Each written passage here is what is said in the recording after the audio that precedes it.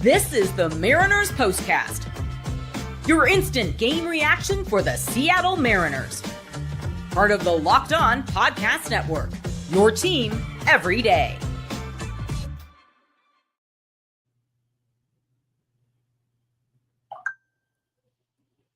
Anders, you sure you want to come back? You sure you can handle this? Because to quote my good friend Beyonce, I don't think I can handle this. I do not think I am ready for this jelly. Mariners win 7-6 in 12 innings. It was 12 innings, right?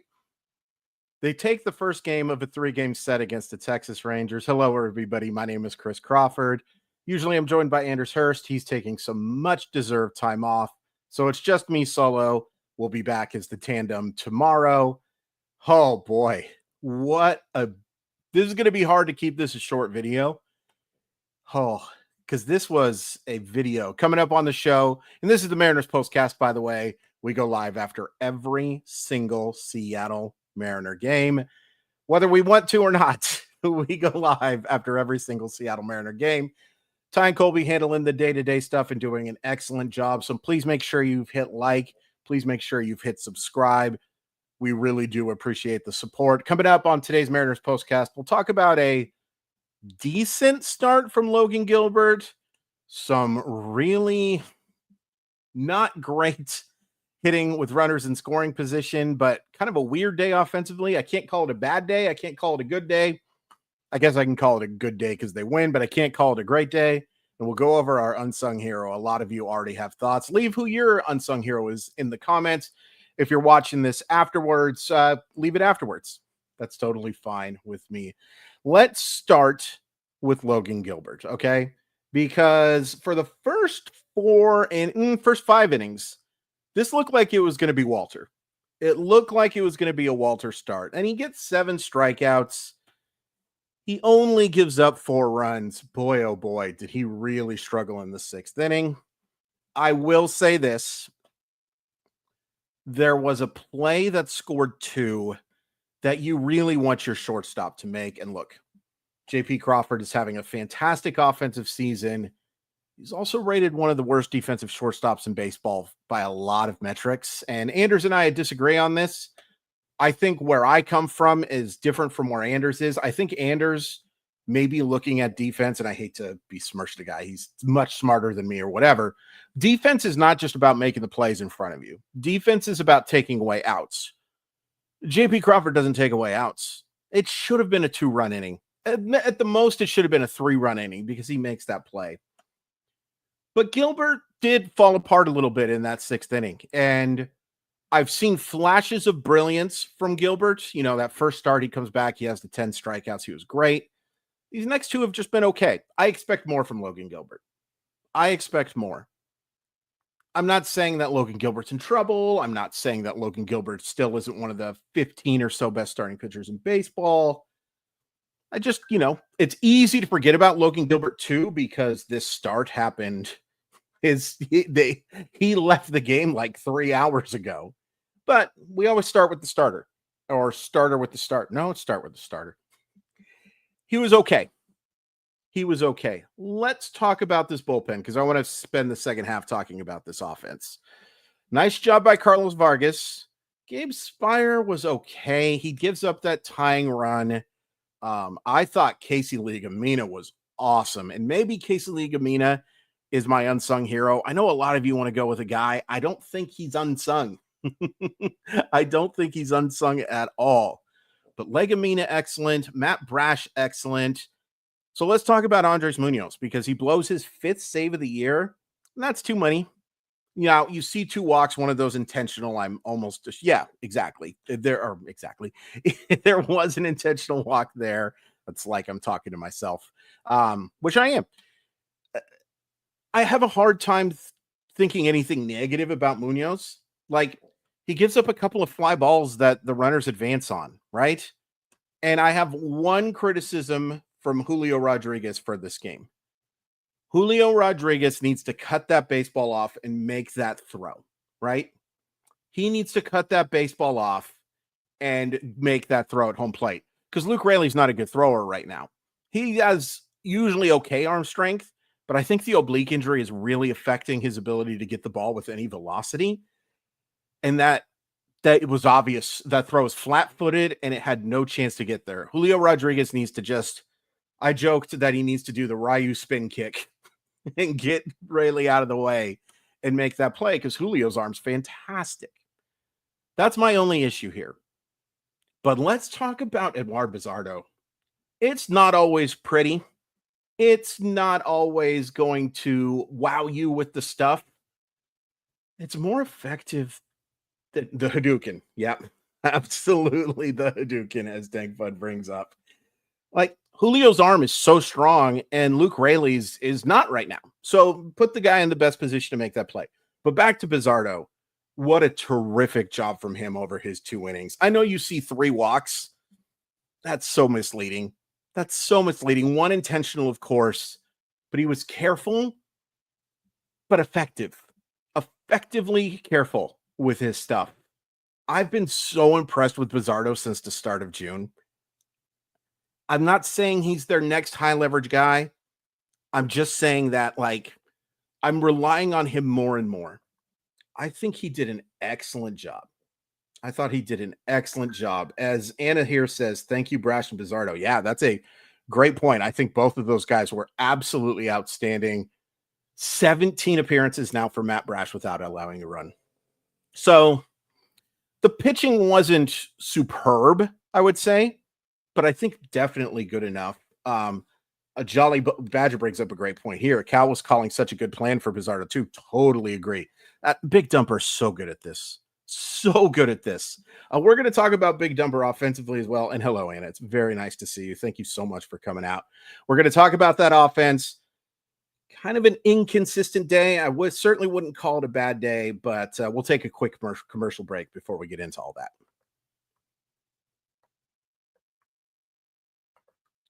A word from the good folks of Gametime. Have you ever decided at the very last minute to head to a ball game with friends or family? Maybe it's game day and you suddenly realize you want to be in the stands. That's exactly where Gametime comes in. It's the easiest way to grab last-minute tickets without the stress. With the money you save on tickets, you can splurge on food, drinks, merch, or even invite a bigger group to come with you. Gametime makes it possible. Gametime makes buying tickets fast and simple. The prices on the app actually drop the closer you get to first pitch. And they've got incredible last-minute deals, clear seat views, and a lowest price guarantee that takes the worry out of buying. To me, that's the big thing, is that last-minute deal. How many times have you thought, hey, I'd really like to go to this game, but I don't know if I'm going to have the time. I don't know if I have to do a work project, or I don't know if my kid's feeling well enough to go to the game, or just I don't know if I have friends. That's the big one for me. 50-50. But Gametime makes it nice and easy to make sure that you can get to that game. So take the guesswork out of buying tickets with Gametime. Download the Gametime app, create an account, and use code LOCKEDONMLB for $20 off your first purchase. Terms do apply. Again, create an account and redeem code LOCKED on MLB for $20 off. Download the Gametime app today. Last minute tickets, lowest prices guaranteed. All right, let's talk about this offense. Weird day.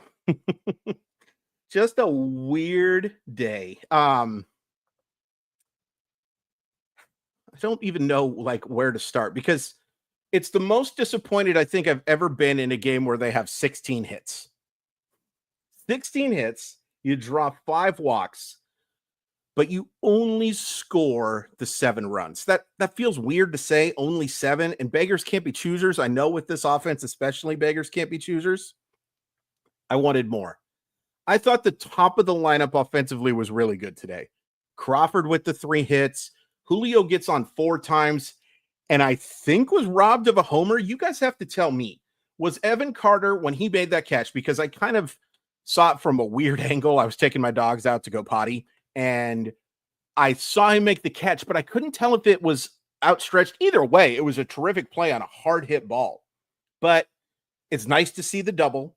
It's nice to see 4. Maxwell, thank you so much. It was a robbed home run. So, Evan Carter, what the heck, man? I own so many of your rookie cards. Why would you do that to me?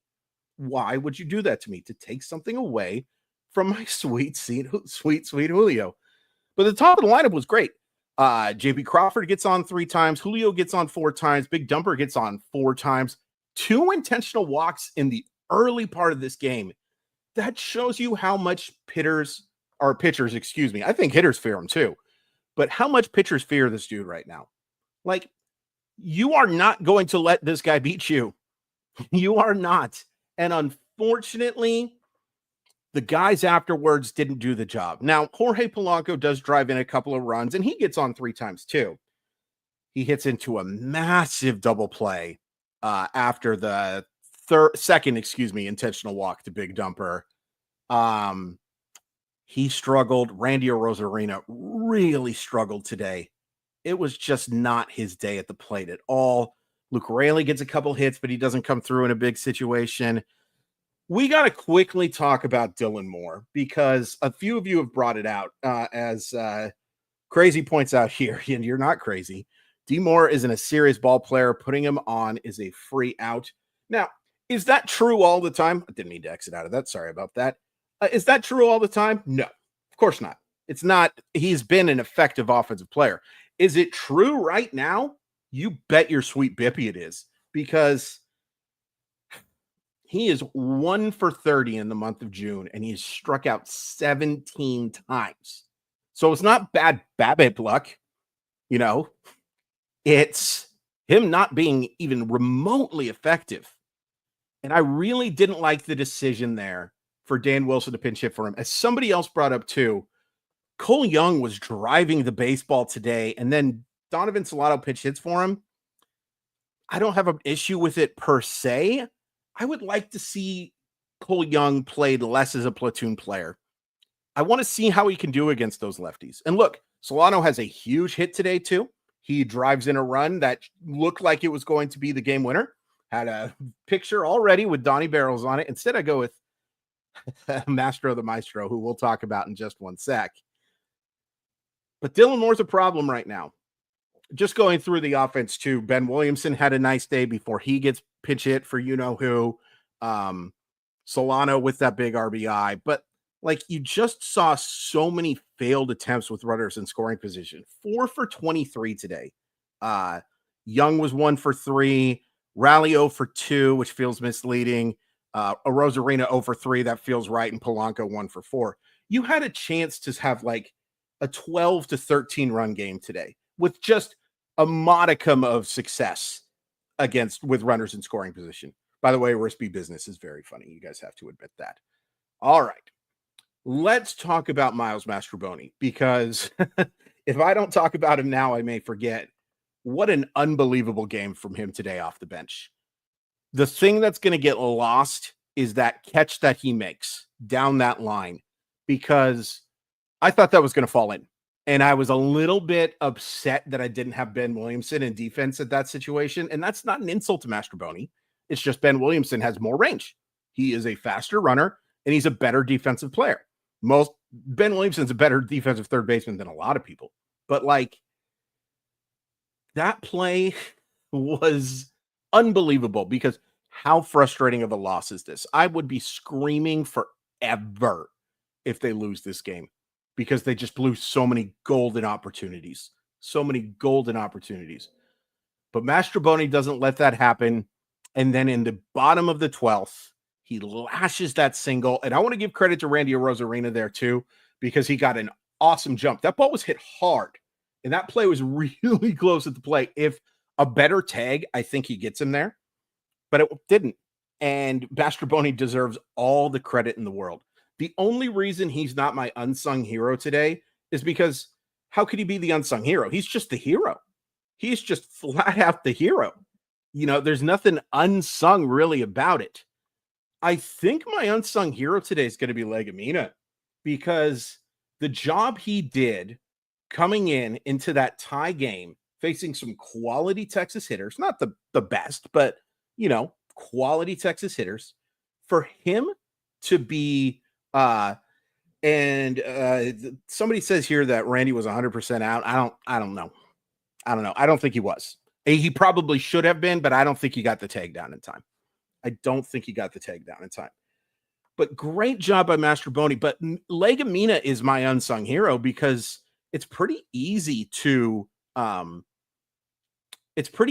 forget how good he was and how he kept the team in the game for as long as he did. I was really impressed with Legamina, and I got to be honest, I've been impressed with Legamina for the overwhelming majority of the year. There have been a couple clunkers, as we like to call them, but for the most part, that was really impressive, and he's done a very nice job. The one thing the Mariners can do is they can find arms like this in the bullpen, as well as anybody. Having said that, please go get another lefty. Please go get another lefty for this bullpen, and please hit like, please hit subscribe. Really appreciate all of the views today. You know, I appreciate any views, but like a lot of you are out here. I know I say like too much. I know I say really too much. I know I say look too much. And yet you guys still keep coming out here. What a big win. What a big win. And now you got a chance to have a special road trip, right? You have a chance to have a 7-3 trip. You got to win the next 2 to get there. But you have a chance for it now. And at the very worst, now you should be looking at 6-4. If you go 5-5, it's disappointing, especially with how well you played against the Cubs. But you got that chance now.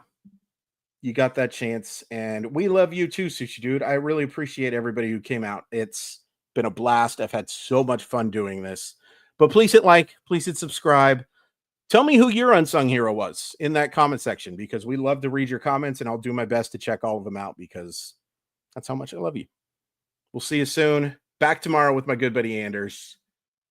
Whew. What a win.